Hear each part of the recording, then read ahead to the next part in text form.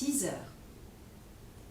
Ici, avec ce mouvement, on va aller titiller, justement teaser, les fibres hautes du psoas, où on a conjugué les fibres basses du psoas avec les extenseurs, et on vient voir est-ce que les fibres hautes de mon psoas peuvent ralentir, décélérer le poids de ma colonne et que ma colonne lombaire puisse se déposer dans le hamac de mon bas du dos.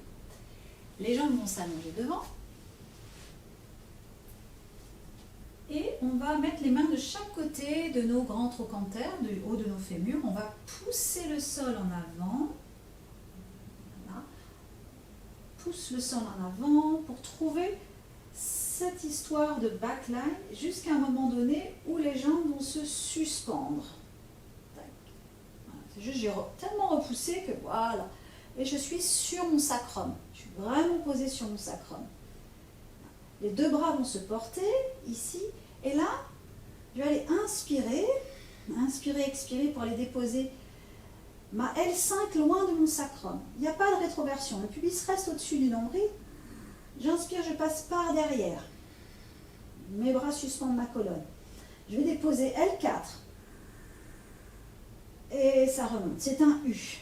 Je vais déposer L3.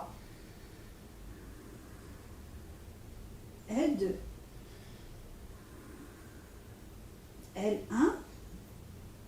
Et le bas de mon diaphragme. Et ça remonte. Là. Donc c'est pas un U. Un V, pardon. C'est un U.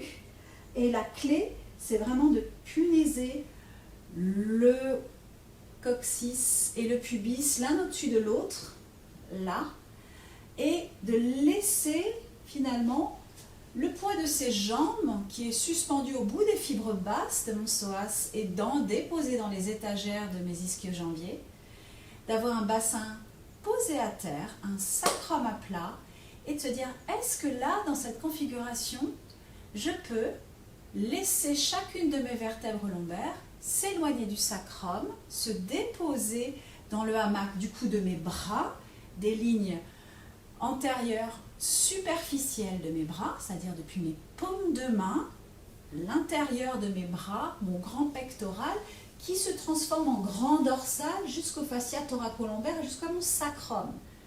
Et là, c'est vraiment deux magnifiques hamacs de chaque côté et qui viennent interagir avec les fibres basses du psoas qui suspendent nos jambes en l'air.